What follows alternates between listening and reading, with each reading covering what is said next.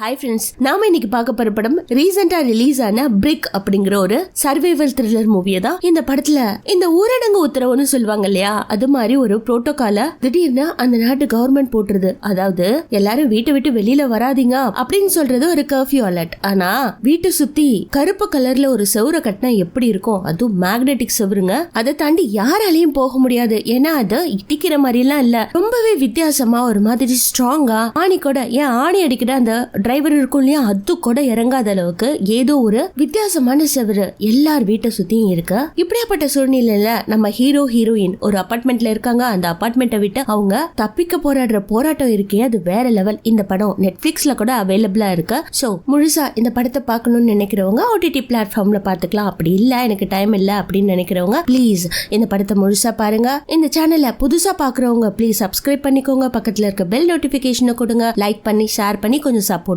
பண்ணுங்க. படத்தோட ஸ்டார்டிங் சீன்ல இந்த படத்தோட ஹீரோவை கட்டுறாங்க. அவன் பெரிய டிசைனருங்க, அதுவும் கேம் டிசைனர். புதுசா ஒரு கேமை கிரியேட் பண்ணி அதை லான்ச் பண்ற வேலைப்பாடுகள்ல இருக்கான். அப்போ ஃப்ரெண்ட்ஸ் கிட்ட அதை பத்தி டிஸ்கஸ் பண்ணும்போது, இந்த கேம்ல நிறைய பக்ஸ் இருக்கு, நிறைய ப்ராப்ளம்லாம் இருக்கு, இதெல்லாம் நீ கரெக்ட் பண்ணாம லான்ச் பண்ணவே முடியாது அப்படின்ற மாதிரி அவங்க டிஸ்கஸ் பண்ணிட்டு இருக்கும் போதே அந்த வீடியோ காலும் கட் ஆகுது. அப்பன்னு பாத்தீங்கன்னா அவனோட மைண்ட் ஏதோ ஒண்ணுதான் நினைச்சுக்கிட்டே இருக்கு. இவனோட ஒய்ஃப் கூட இந்த வீட்டுல ரொம்ப சந்தோஷமா வாழ்ந்திருப்பான். ஆனா அவங்களுக்கு குழந்தை பிறக்கிற சமயத்துல குழந்தை சரியா பிறக்காம ஏதோ ஒரு காரணத்தினால அந்த குழந்தை இறந்திருக்கும்னு நினைக்கிறேன். அதனால அதே மன வருத்தத்திலையும் கவலையிலையும் இவனால ஒர்க்ல கூட சரியா கான்சென்ட்ரேட் பண்ண முடியாம எப்ப பார்த்தாலும் அதை பத்தியே திங்க் பண்ணி ஒருவித மன குழப்பத்துல தனிமையிலே வாழ்ந்துட்டு இருக்காங்க. அதையும் நமக்கு அப்படியே பிளாஷ்பேக்கா காட்டுறாங்க. அந்த சமயத்துல அவனோட டேபிள்ல ஒரு ஈய புடிச்சு டம்ளர்ல வச்சிருப்பாங்க. அதை கொண்டுட்டு போய் வெளியில விடலான்னு பார்த்தா அதுக்குள்ள ஏதோ ஒண்ணு தட்டி விட்டு அது வீட்டுக்குள்ளேயே பறந்துட்டு இருக்கு. சோ இந்த அளவுக்கு டிப்ரெஷன்ல இருந்தவ ஃபேஸ் எல்லாம் வாஷ் பண்ணிட்டு திரும்பவும் அதே தாட்டுக்குள்ள அவனோட மைண்ட் போயிட்டே இருக்கு. இப்படி போச்சுன்னா ஒருத்தனால அவனோட அன்றாட வேலைகளை சரியா செய்ய முடியுமா? அந்த சமயத்துல ஒய்ஃப் வரா. சோ இவங்க ரெண்டு பேரும் பிரிஞ்சிருக்காங்க போல இருக்கு. டே இங்க வா, உனக்காக ஒண்ணு ஸ்பெஷலா எடுத்துட்டு வந்திருக்கேன் அப்படின்னு வெளியில கூட்டிட்டு போகும்போது எனக்கு ஒர்க் இருக்கு அப்படின்ற மாதிரி புலம்பிக்கிட்டே வரா. வரும்போது இந்த வீட்டோட ஹவுஸ் ஓனர் ஃப்ரைட்மேனை பார்த்து இந்த பில்டிங்கோட ரெனோவேஷன் ஒர்க்லாம் எப்படி போயிட்டு இருக்கு அப்படின்ற மாதிரி விசாரிக்க அவங்களும் இவங்களை பத்தி விசாரிக்கிறாங்க. பாருங்க ஊருக்குள்ள எவ்வளவு பெரிய பிரச்சனை நடந்துட்டு இருக்கு, அங்க ஒரு இடத்துல தீ பிடிச்சி எரிஞ்சிட்டு இருக்கு, அது ஏன் எரியுதுன்னே தெரியல, அது அணையிற வரைக்கும் நம்ம பில்டிங் மேல எதுவும் படாம இருக்கிறதுக்கு இப்படி ஒரு ப்ரொடெக்ஷன் ஷீல்டு நான் உருவாக்கி இருக்கேன் அப்படின்ற மாதிரி சொல்ல அப்படியே நமக்கும் ஃபோக்கஸ் பண்ணி அந்த பில்டிங்கை காட்டுறாங்க. வீட்டை சுத்தி ஏதோ கொசுவல் அடிச்சு வச்சா எப்படி இருக்கும் அது மாதிரியான ஒரு ஷீட். அப்படியே தன்னோட பில்டிங் அவர் ப்ரொடெக்ட் பண்ணி ரெனோவேஷன் ஒர்க்லயும் இருக்காரு போல இருக்கு. அதை பேசிட்டு இருக்கும் போதே ரெண்டு பிளைட் சர்ன்னு வேகமா பறக்குது. அந்த ஊருக்குள்ள ஏதோ ஒரு கலவரம் போயிட்டு இருக்க மாதிரி நமக்கு சொல்றாங்க. இப்ப நம்ம ஹீரோயின் ஒலிவியா டிம்ம கூட்டிட்டு எங்க போறான்னு பாத்தீங்கன்னா ஒரு மினி வேனை செட் பண்ணி வச்சிருக்கா. அந்த வேனை காமிச்சு இங்க பாரு, இது உனக்கு ரொம்ப பிடிக்கும்ல, அதனால இதை எடுத்துட்டு வந்தேன் அப்படின்னு உள்ள கூட்டிட்டு போயிட்டு சின்னதா பார்ட்டியை வச்சு ஞாபகம் இருக்கா, நம்ம இந்த வேன்ல நிறைய என்ஜாய் பண்ணிருக்கோம், வெளியில எல்லாம் போயிருக்கோம் அப்படின்ற மாதிரி சொல்ல இவனுக்கு திரும்பவும் இவ பிரெக்னெண்டா இருக்கும் போது அந்த டெலிவரி டைம்ல குழந்தைக்காக இவ கதர்னது அதே ஞாபகங்கள் தாங்க வந்துட்டே இருக்கு. இப்ப இவ சொல்ல வந்த விஷயம் என்னன்னா, 2 வருஷத்துல ஆளே மாறிட்ட, இப்படியே இருந்தீங்கன்னா நம்ம வாழ்க்கை வேற மாதிரி போயிடும், தயவு செய்து நான் சொல்றதை கேளு, என்னை விட்டு 2 வருஷம் பிரிஞ்சிருந்ததெல்லாம் போதும், நம்ம பாரிஸ்க்கு போலாம், புதுசா நம்மளோட வாழ்க்கைய ஆரம்பிக்கலாம், நைட்டு ஃபுல்லா டிரைவ் பண்ணி காத்தால அங்க போய் சேர்ந்துடலாம், அதுக்கப்புறம் நம்மளோட வாழ்க்கை நல்லா இருக்கும் அப்படின்ற மாதிரி சொல்ல இவனோ ஒத்துக்கிற மாதிரி இல்ல, நான் ஒரு புதுசா கேம் ரெடி பண்ணிருக்கேன், அதை ரிலீஸ் பண்ணிட்டு வரேன் அப்படின்ற மாதிரி இவகிட்ட பெர்மிஷன் கேட்க வர வழியே இல்ல. இவளும் வந்து வீட்டுல தங்கிடுறா. வீட்டுக்குள்ள கப்பிள்ஸ் ஒன்னா இருந்தாலும் தனித்தனியா படுத்து தூங்குறாங்க. இவளுக்குள்ள பயங்கரமான மன வருத்தங்கள்லாம் இருக்கு. அப்ப பாத்தீங்கன்னா அந்த வீட்டை அவங்க 2 பேரும் தூங்கிட்டு இருக்கும் போது நமக்கு எல்லா விஷயங்களையும் காட்டுவாங்க. டாப்ல பாத்தீங்கன்னா தண்ணி அப்படியே சொட்டிட்டு இருக்கு, திடீர்னு ஸ்டாப் ஆகும். அங்க இருக்கிற சர்வேலன்ஸ் கேமரா கூட அப்படியே ஆஃப் ஆற மாதிரி இருக்கும். ஒரு மாதிரியான ஃபீல் இவங்களுக்குள்ள வர என்ன ஏதுன்னு இவனும் எழுந்து பாக்குறான். வெளியில வந்து பார்த்தா லிவ் எங்கேயோ கிளம்பிட்டு இருக்கா. எங்கடி கிளம்பிட்டு இருக்க அப்படின்ற மாதிரி கேட்க, டே நீ எல்லாம் திருந்தவே மாட்டடா, நான் வான்னு சொன்னா வராம இங்க ஸ்டே பண்ணிட்டு இருக்கணும், அந்த கேமை ரிலீஸ் பண்ணணும் அப்படி இப்படின்னு சொல்லிட்டு இருக்க, இதெல்லாம் வேலைக்காகாது, நான் வேணா பாரிஸ் போறேன், முடிஞ்சா நீ வந்து சேரு அப்படின்ற மாதிரி பேக் எடுத்துட்டு அவ கிளம்ப இவன் எவ்வளவோ தடுத்து பாக்குறான். அவ கேட்கலங்க. கதவை திறந்துட்டு அவ வெளியில போக ட்ரை பண்ணுவா. அப்பன்னு பாத்தீங்கன்னா வாசல்ல இதே மாதிரி கருப்பு கலர்ல ஏதோ பிரிக்ஸ் எல்லாம் அடிக்க வச்சா எப்படி இருக்கும் அப்படிப்பட்ட ஏதோ ஒரு ஸ்கிரீன் மாதிரி இருக்கு. அதை இவங்க தொட்டு தொட்டு பாக்குறாங்க, திறக்க முடியல, பயங்கர ஸ்ட்ராங்கா இருக்கு. நீ என்னடா பண்ணி வச்ச, வேலையை காட்ட ஆரம்பிச்சிட்டியா, எப்படியாவது என்ன இந்த வீட்டுல போட்டு தாகடிக்கணும்னு முடிவு முடிவு பண்ணிட்டியா, என்னால முடியாது, நான் முதல்ல கிளம்புறேன், முதல்ல வாசல துற அப்படின்ற மாதிரி சொல்ல, ஏய் நான் எதுவும் பண்ணலடி அப்படின்ற மாதிரி இவனும் ஆச்சரியமா அந்த செவரை பாக்குறான். இவங்க ரெண்டு பேரும் இப்படியே பேசிக்கிட்டு ஒவ்வொரு ஜன்னலா ஓபன் பண்ணி பார்ப்பாங்க. ஜன்னல்லையும் அது மாதிரி கவரா இருக்கு. யாரு நம்ம வீட்டை சுத்தி செவரை கட்டினா அப்படின்ற மாதிரி ஒரு தாட் வரும். இவங்க ஆளுக்கு ஒரு போன் எடுத்து ஹெல்ப்புக்காக வெளியில கால் பண்ணி பாக்குறாங்க. சிக்னல் இல்ல.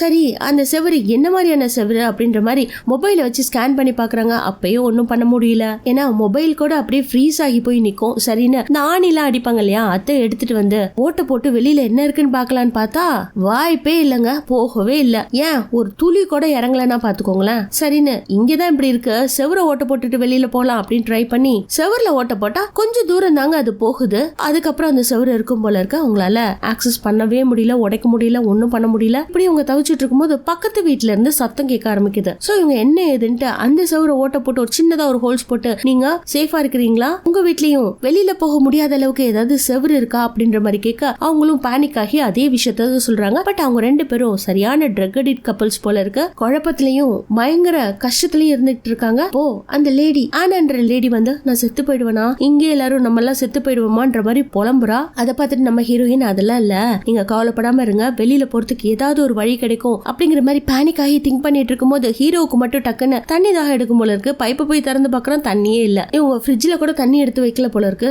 சோ வெளியில போறதா இருந்தாங்க இல்லையா, அதனால எந்த ஒரு முன்னேற்பாடும் பண்ணி வைக்கல. டே எனக்கு இப்ப கூட டவுட்டா இருக்குடா, நீ இந்த கேமிங் கம்பெனில உருப்படாத கேமிங் கம்பெனில ஒர்க் பண்ணிட்டு இருக்க இல்லையா, அதை வச்சு ஏதாவது பண்ணிட்டியாடா, தயவு செஞ்சு என்ன வெளியில விடுறா அப்படின்ற மாதிரி ரெண்டு பேரும் ஆளுக்கு சண்டை போட்டுட்டு இருக்காங்க. இதுல அப்பப்ப அந்த கதவை காட்டுவாங்க பாருங்க, பயமா இருக்கும். அது கதவா இல்ல வாலா இல்ல ப்ரொடெக்ஷன் ஷீட்டா அப்படின்ற மாதிரியே இருக்கும். சோ அப்ப கூட நம்ம ஹீரோவுக்கு பழைய ஞாபகங்கள் தான் வருது. ஆனா அந்த வீட்டுக்குள்ள அந்த ஈ இன்னும் சுத்திட்டே இருக்கு. இவங்க கூட இப்படியே சண்டை போட்டு கொஞ்ச நேரத்துக்கு அப்புறம் சமாதானமாகி உட்காந்துட்டு இருக்காங்க. வேற ஏதாவது வழி இருக்கா அப்படின்ற மாதிரி திங்க் பண்ணிட்டு இருக்கும் போது இவன் கோவத்துல எதையோ தூக்கி அந்த செவரு மேல அடிச்சிருப்பாங்க. அதுல ஒரு பீஸ் மட்டும் ஒட்டிக்கிட்டு இருக்கு. என்ன ஏதுன்னு அவன் செக் பண்ணி பாக்குறான். சோ அந்த செவத்துல ஏதோ ஒரு மேக்னெட்டிக் இருக்கிற மாதிரி அவங்க ஃபீல் பண்றாங்க. அதனால வீட்டுல இருக்கிற மொத்த இந்த இரும்பு இருக்கும் இல்லையா, சாவிகள், ஸ்பூனு, அது மாதிரி எல்லா ஐட்டம்ஸையும் ஸ்பேனர்ல இருந்து கொண்டு வந்து ஒட்டி வச்சு பாக்குறாங்க. அதுவும் ஒட்டிக்குதுங்க. அதுவும் நாலே இடத்துல மட்டும் கொஞ்சம் அதிகமான மேக்னெட்டிக் ஃபீல்டு இருக்கிறதா நம்ம ஹீரோயின் கண்டுபிடிக்கிறா. என்னடி பண்ண போற,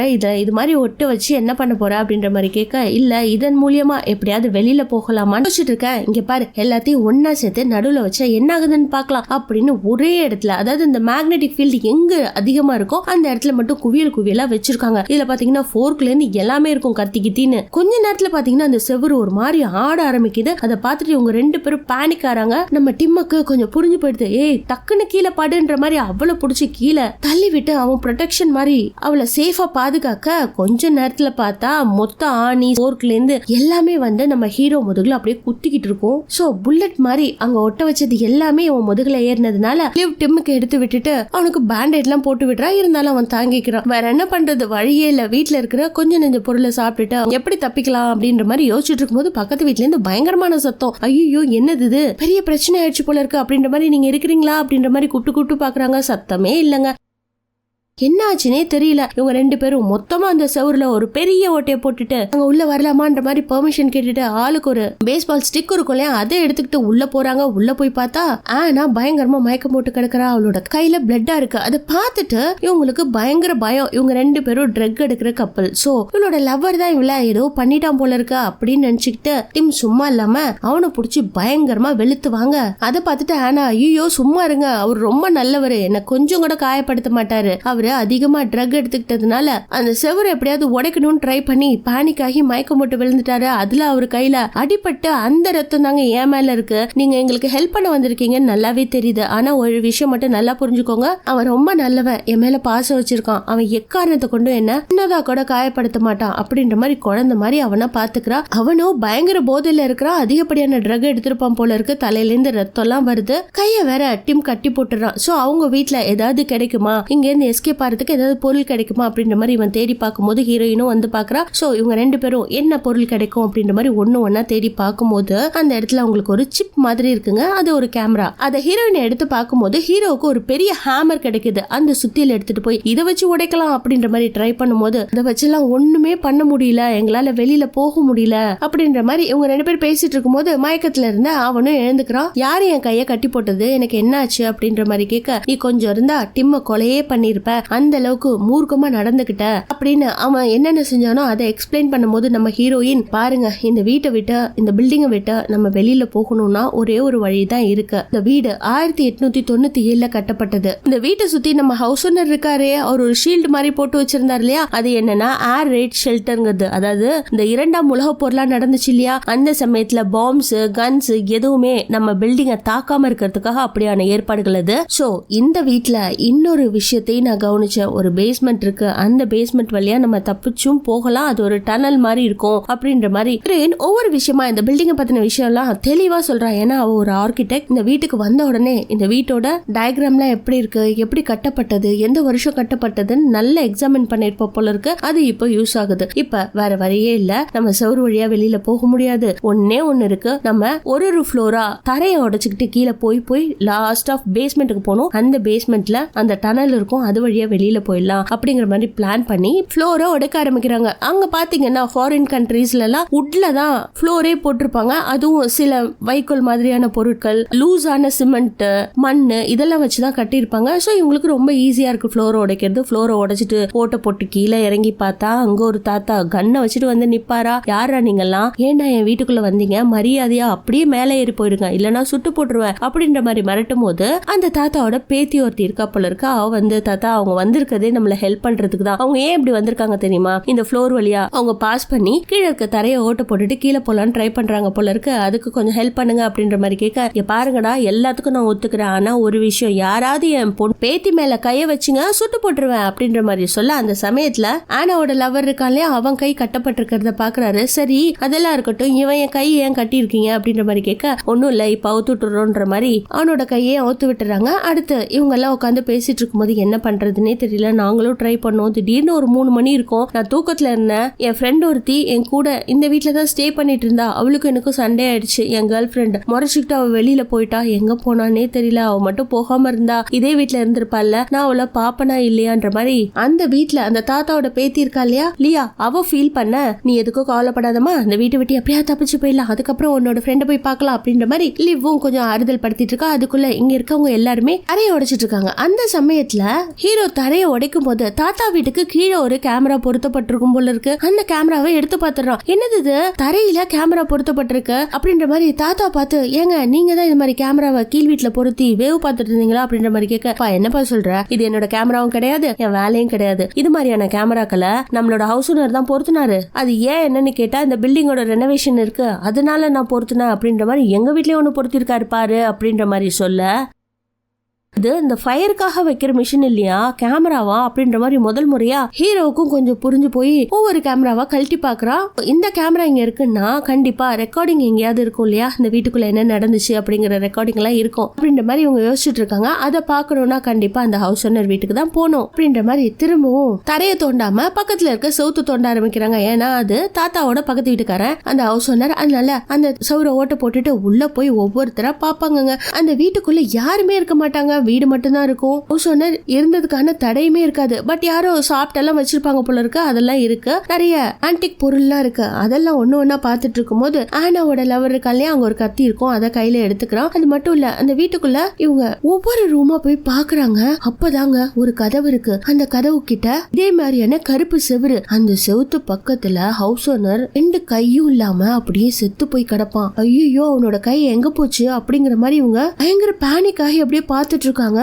இவனோட கையை வெட்டின கில்லர் இந்த வீட்டுல தான் இருக்கணும் அப்படின்ற மாதிரி இவங்களும் ஃபுல்லா அந்த வீடு ஃபுல்லா தேடி தேடி பாக்குறாங்க. இதுல நம்ம ஹீரோயினுக்கு வீசிங் ப்ராப்ளம் இருக்கும் போல இருக்கு. அதாவது சில பேருக்கு திடீர்னு இது மாதிரியான அதிர்ச்சி சம்பவங்களை பார்த்தா மூச்சு விட முடியாது. அவளுக்கும் அதே மாதிரி மூச்சு விடாம திணறத பார்த்துட்டு ஹீரோ கொஞ்சம் எதுக்கும் கவலைப்படாத, மூச்சு இழுத்து விடு அப்படின்ற மாதிரி அவளுக்கு ஃபர்ஸ்ட் எய்ட் கொடுத்துட்டு இருக்கான். இந்த பக்கம் பாத்தீங்கன்னா ஆனாவோட லவர் இருக்கான் இல்லையா, இதெல்லாம் பார்த்துட்டு வாந்தி எடுத்து அவன் ஒரு பக்கம் துடிச்சிட்டு இருக்கான். நம்ம டிம் மட்டும் அதே இடத்துல நின்னு ஹவுஸ் ஓனரை பார்க்கும்போது கீழே ஏதோ ஒரு டிவைஸ் கிடக்குற மாதிரி இருக்கு. அது என்ன ஏதுன்னு பார்த்தா இவனோட மொபைலுங்க. அது கேமரா ஆன் ஆயிருக்கு. அந்த மொபைல் எடுத்து அப்படியே அந்த செவுத்து கிட்ட வச்சா அது என்னவோ வித்தியாசமா தெரியற மாதிரி இருக்கு. இருந்தாலும் அவனுக்கு ஒன்னும் புரியல.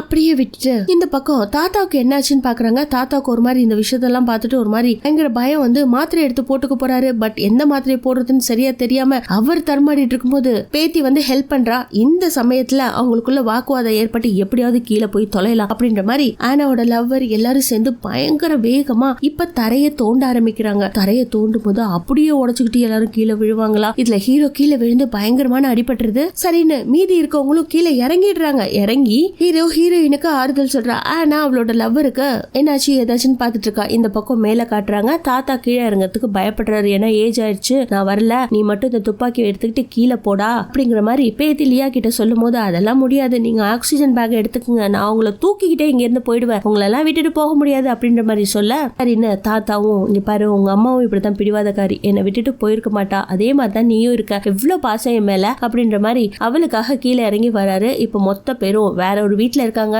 அந்த வீட்டுல யார் இருக்காங்கன்னு இது வரைக்கும் நமக்கு காட்டல. இவங்க எல்லாம் அப்படியே ஒண்ணு கூடி பேசிட்டு இருக்கும் போது அந்த சமயத்துல திடீர்னு ஒருத்தன் இன்னொரு ரூம்ல இருந்து வெளியில வரான். அவனோட பேர் யூரின்னு சொல்றான். நான் வந்து ஃப்ரைட்மேனோட ஃப்ரெண்டு தான், இங்கதான் தங்கி இருக்கிறேன், உங்க எல்லாரையும் நான் பார்த்திருக்க வாய்ப்பு இல்ல, நான் இப்பதான் வந்தேன். ஆக்சுவலா இந்த செவரு என்னன்னா ஹைலி அல்ட்ரா மேக்னெட்டிக் ஃபீல்டால உருவாக்கப்பட்ட ஒரு செவருங்க. இந்த செவரெல்லாம் தாண்டி நீங்க வெளியில போகணும்னு நினைக்கவே நினைக்காதீங்க. ஏன் இப்படி தரையெல்லாம் ஓட்ட போட்டுட்டு வந்திருக்கீங்க, சும்மா இருக்க முடியாதா, நீங்க உங்க பிளாட்ல அப்படியே நிம்மதியா இருந்திருந்தீங்கன்னா கொஞ்ச நாள்ல இது போயிரும், அதுக்கப்புறம் நீங்க வெளியில வந்திருக்கலாம் இல்லையா, இது அல்ட்ரா சவுண்ட், இந்த செவரை தாண்டி யாராலையும் போக முடியாது, இந்த பில்டிங் இல்லங்க தரை மட்டம் வரைக்கும் இதை போடப்பட்டிருக்கு, கீழே என்ன நடக்குதுன்னு தெரியுமா, ஹைலி பாய்சனஸ் கேஸ் இருக்கு, இங்க வார் நடக்குது அப்படின்ற மாதிரி ஒன்னு எக்ஸ்பிளைன் பண்ணிட்டு அடுத்த ரூமுக்கு கூட்டிட்டு போய் இவங்களை எல்லாம் காட்டுறான். அங்க இவனோட ஃப்ரெண்ட் பெட்ல படுத்துட்டு இருக்கான். அவர் ஒரு சாஃப்ட்வேர் கம்பெனில ஒர்க் பண்ணிருப்பார் போல இருக்கு. அவரு இப்ப இறந்து போய் கிடக்குறாரு. பெட்ல அப்படியே படுத்த படுக்கையா இருக்கிறத பார்த்துட்டு எல்லாரும் அவரோட ஃப்ரெண்டான யூரிக்கு மட்டும் கண்டலன்ஸ் தெரிவிச்சுட்டு, சரிங்க நீங்க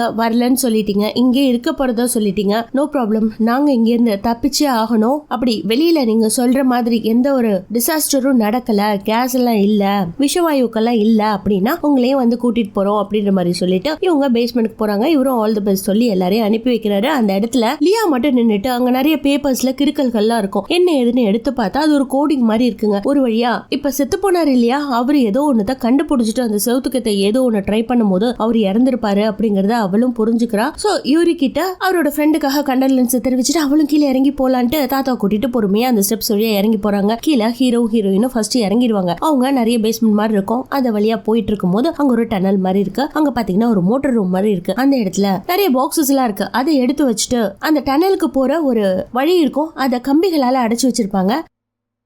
இந்த சமயத்துல எல்லாருமே கீழே இறங்கி வந்திருப்பாங்க. இவங்கள பார்த்துட்டு நான் இந்த கம்பிகளை உடைக்கிறேன் அப்படின்ற மாதிரி லிவ் டக்குன்னு ஒரு ஹேமர் எடுத்துட்டு வந்தா இல்லையா, அதை வச்சு அந்த கம்பிகளை எல்லாம் உடைச்சிட்டு கதவை திறந்து பார்த்தா கொடுமை என்னன்னா அங்கேயும் அதே மாதிரியான பிளாக் வால் இருக்குங்க. அதை பார்த்துட்டு எல்லாருக்கும் எப்படி இருக்கும், எப்படி பேஸ்மெண்ட்குள்ள இந்த பிளாக் வால் வந்துச்சு, ஒரு இடம் கேப் இல்லாம இப்படி அடைச்சு வச்சிருக்காங்களே, எப்படி வெளியில போறது, இதுக்கப்புறம் வெளியில போறதுக்கு வழியே இல்ல அப்படின்ற மாதிரி நம்பிக்கையை கைவிட்டுட்டு எல்லாரும் பயங்கரமா கதறி துடிக்கிறாங்க. இங்க இது மாதிரி நடந்துட்டு இருக்க இந்த சிச்சுவேஷனை பார்த்து மேல ஒருத்தன் யூரின் இருந்தான் இல்லையா, அவன் ஒரு மாதிரி ஸ்மைல் பண்றான், வில்லத்தனமா ஸ்மைல் பண்றான், ஏன் என்னன்னே தெரியல. இதெல்லாம் பார்த்துட்டு ஆனாவோட லவ்வர் ஆல்ரெடி ட்ரக் அடிக்ட் இல்லையா, அவன் சும்மா இல்லாம தாத்தா கையில இந்த துப்பாக்கியை புடுங்கி பொட்டு பொட்டுன்னு அந்த கதவை பார்த்து சுட, அவ்வளவுதாங்க. அதுவே மேக்னெட்டிக் ஃபீல்டு, அது தொலைச்சிட்டு போகாது, அங்க இருக்கிற எல்லாமே திரும்ப ரிவர்ஸ்ல தான் வரும். அதான் பார்த்துட்டு எல்லாரும் கீழே படுங்க கீழே படுங்க அப்படின்ற மாதிரி சொல்லும் போது டக்குன்னு எல்லாரும் படுத்துட்டாங்க. பட் தாத்தாவால டக்குன்னு படுக்க முடியுமா, அவர் மேல புல்லட் பாஞ்சிருது. அதே இடத்துல அவருக்கு நெஞ்சில பட்டதுனால கீழே உயிருக்கு போராடிட்டு இருக்காரு. அதை பார்த்துட்டு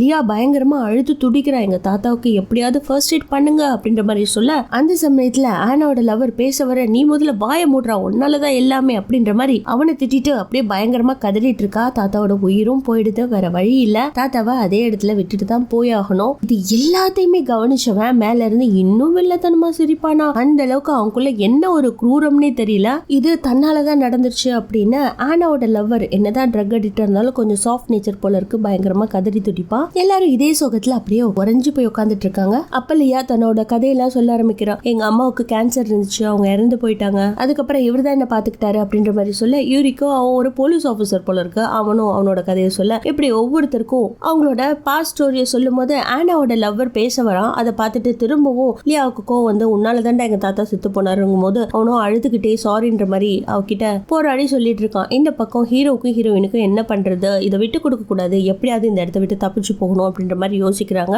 சோ அவங்களோட பாஸ்ட் பத்தி அவங்க சொல்ல ஆரம்பிக்கிறாங்க. எங்க குழந்தைய நாங்க விட்டோம் அப்படின்ற மாதிரி ஹீரோயின் சொல்ல வர அந்த சமயத்துல ஹீரோவுக்கு கோவம் வந்தது. ஏன் இந்த விஷயத்த பத்தி அவங்க கிட்ட எல்லாம் சொல்ற அப்படின்ற மாதிரி சொல்ல, ஏங்க அவங்கவுங்க பாஸ்ட் பத்தி சொல்லி ஃபீல் பண்ணும்போது நம்ம மட்டும் ஏன் சொல்லக்கூடாது அப்படின்ற மாதிரி இவன் கேட்க, அது உன்னால ஒண்ணும் கிடையாது அப்படின்ற மாதிரி இவன் வாதாட. சோ 2 வருஷமா குழந்தை இறந்து போச்சுன்ற ஒரே ரீசனுக்காகவா என்ன ஒதுக்கி வச்சிருந்தீங்க, அந்த குழந்தை இல்லைன்னா வேற ஒரு குழந்தை பெத்துக்க மாட்டோமா அப்படின்ற மாதிரி இவ சொல்ல, அதை கேட்டுட்டு அவனுக்கு கோவம். 2 பேரும் இப்படியே வாக்குவாதம் பண்ணிட்டு இருக்காங்க. நான் என் வேலையெல்லாம் விட்டுட்டு வாடா பாரிஸ்க்கு அன்னைக்கே கூப்பிட்டேன் இல்லையா, அன்னைக்கு நீ வந்திருந்தனா நம்ம நைட்டு மாட்டிருப்போமா அப்படின்ற மாதிரி அவளும் திரும்ப எது பேசிட்டு இருக்கா. சோ 2 பேருக்கும் பாஸ்டையும் ஞாபகத்துல காட்டுறாங்க. இப்படியே இவங்க வாக்குவாதமும் பண்ணிட்டு இருக்காங்க. இப்ப ஹீரோக்கு தான் ஒன்னா பாஸ்ட் ஞாபகத்துல வருமே. அப்ப ஹவுஸ் ஓனர் செத்து போய் கடந்தாரு இல்லையா, அந்த இடத்துல ஒரு கார்டு இருக்கும். அந்த கார்டு இருக்கு இல்லையா, அதை வச்சு ஏதாவது பண்ண முடியும். அவர் ஏதோ ஒரு விஷயத்த கண்டுபிடிச்சிருக்காரு அப்படிங்கறத இவன் கண்டுபிடிச்சிடான். சோ இவங்க எல்லாருமே யூரிக்கோட வீட்டுல இருக்காங்க. அவன் ஏதோ சாப்பிட்டுட்டு இருக்கும்போது லியாவை சாப்பிட சொல்றான். பட் லியாவுக்கு எனக்கு அது பிடிக்காது அப்படின்ற மாதிரி சொல்லிட்டு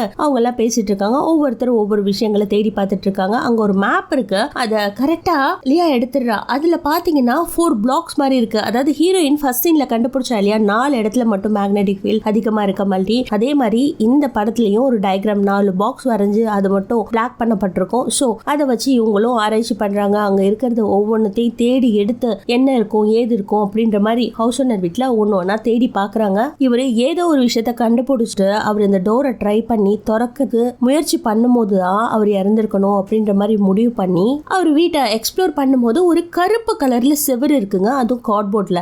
அதை திறந்துட்டு போகணும்னா இவர் ஏதோ ஒரு சீக்ரெட் ரூம் வச்சிருக்காரு, அதை திறந்துட்டு போகணும்னா கண்டிப்பா கீ வேணும் அப்படின்ற மாதிரி சொல்ல, ஆனாவோட லவரும் ஒரு கீ மாதிரி ஒரு டிவைஸ் எடுத்துறான். அந்த டிவைஸ் பாத்தீங்கன்னா நம்பர் லாக். அந்த நம்பர் லாக்கை நம்ம ட்ரை பண்ணோம்னா 1 லட்சம் தடவை ட்ரை பண்ணணும், யாராவது மாவு இருந்தா எடுத்துட்டு வாங்க அப்படின்ற மாதிரி ஹீரோ சொல்ல, அப்படியே ஒவ்வொருத்தரா ஒன்னொன்னத்தை தேடி பார்த்துட்டு இருக்காங்க. இந்த பக்கம் யூரிக்கோட ரூம்ல அவன் ஃப்ரெண்டு செத்து போய் கிடந்தான் இல்லையா, அவன் ஏதோ ஆராய்ச்சி பண்ணிருப்பான் இல்லையா, நிறைய பேப்பர்ஸ் எல்லாம் வச்சு. சோ இவன் தான் கசக்கி போட்டிருப்பானே அது எல்லாத்தையுமே யூரிக், அதை எடுத்து திரும்பவும் இவங்க என்ன இருக்கும் ஏது இருக்கும் அப்படின்ற மாதிரி ஒன்னத்தையும் சர்ச் பண்ணும்போது அதுல கோடுன்ற மாதிரி ஒரு வார்த்தை எழுதியிருக்கு. அதை பார்த்துட்டு இவங்க ஏதோ ஒண்ணு இருக்கு இதுல ஏதோ ஒண்ணு உன்னோட ஃப்ரெண்டும் கண்டுபிடிச்சிருக்காரு அப்படின்ற மாதிரி இவங்க சொல்லிட்டு இருக்கும் போது அவனும் பிள்ளைத்தனமா சிரிக்கிறான். இந்த பக்கம் காட்டுறாங்க ஹீரோ டக்குன்னு 4 நம்பரை மட்டும் கண்டுபிடிச்சிடறான். இந்த 4 நம்பர் நம்ம ஒரு 26 தடவை போட்டா கண்டிப்பா இந்த டோரை ஓபன் பண்ண முடியும் அப்படிங்கறத கண்டுபிடிச்சிட்டு ஒன்னத்தை ட்ரை பண்ணிட்டு இருக்காங்க. இந்த பக்கம் ஹீரோயினும் லியாவும் யூரி கிட்ட பேசிட்டு இருந்தாங்க இல்லையா, அந்த சமயத்துல ஆனா டக்குன்னு வந்து நாங்க ஒன்னத்தை கண்டுபிடிச்சிருக்கோம் இங்க வா அப்படின்ற மாதிரி ஹீரோயினை கூட்டிட்டு போயிடுறா. இப்ப பாத்தீங்கன்னா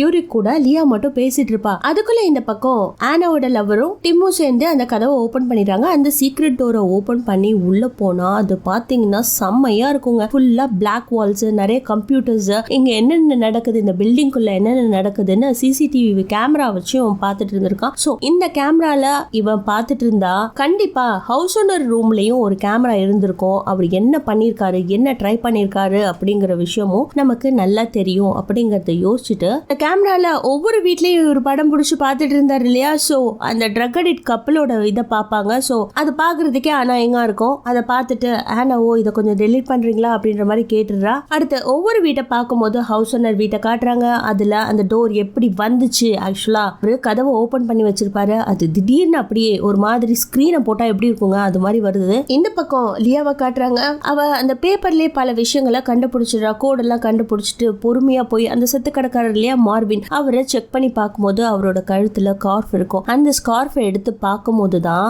அவரு கொலை செய்யப்பட்டிருக்காரு அப்படிங்கறது நல்லா தெரிஞ்சு போகுது. அதை அவ பார்த்துட்டு இருக்கும்போது பின்னாடி யூரி வந்து நிக்கிறான். அதோட இந்த சீன் கட் ஆகுது. இந்த பக்கம் காட்டுறாங்க ஹவுஸ் ஓனர் வீட்ல அவரு எதையோ ஒன்னத்தை ட்ரை பண்ணிருக்காரு. அவரோட மொபைலை வச்சு அந்த கதவு கிட்ட ஏதோ பிளாஷ் மாதிரி பண்ணிருக்காருங்க. அதெல்லாம் இவங்க பார்த்துட்டு இருக்காங்க. இவங்களுக்கு ஒண்ணுமே புரியல. இந்த பக்கம் பாத்தீங்கன்னா ஆனாவோட லவர் சும்மா இல்லாம அந்த வீட்ல ஒன்னத்தை தேடிட்டு இப்படி போயிட்டு இருக்கான். அப்போ ஒரு கதவை திறந்துட்டு அந்த வீட்ல இருந்து ஒரு கத்தி எடுத்தா இல்லையா, அது அவன் கையில வச்சுக்கிட்டு பொறுமையா போய் யூரிய பாக்குறான். யூரி அங்க வீட்ல நிறைய கோடிங் எழுதப்பட்ட பேப்பர்ஸ் எல்லாம் இருந்துச்சு இல்லையா, அதை கொளுத்திட்டு இருக்காங்க. அப்பதாங்க யூரியோட ஆக்டிவிட்டிஸ பாக்குறாங்க. இவன் அவன் மார்வினோட வீட்டுல தான் வந்து தங்கியிருப்பான் இல்லையா, மார்வினே இவன் தான் கொன்னு இருப்பான். ஆனா இந்த பக்கம் பாத்தீங்கன்னா நம்ம ஆனாவோட லவர் இப்ப யூரி கிட்ட மாட்டிக்கிட்டான். எதையோ கொளுத்திட்டு இருக்கிறத பார்த்துட்டு பொறுமையா உள்ள போய் பார்த்தா ஆல்ரெடி லியாவை கொன்னு இருப்பான் போல இருக்கு. அவ செத்து போய் கிடக்குறா. ஏன்டா இந்த பொண்ணை கொன்ன அப்படின்ற மாதிரி பொறுமையா கேட்டுக்கிட்டு கத்தி எடுத்துக்கிட்டு அவன் கிட்ட போக 2 பேருக்குள்ள அங்க சண்டை ஆரம்பிச்சிருது. ஆமாண்டா நான் தாண்டா கொன்னேன், எல்லாரும் இந்த வீட்டை விட்டு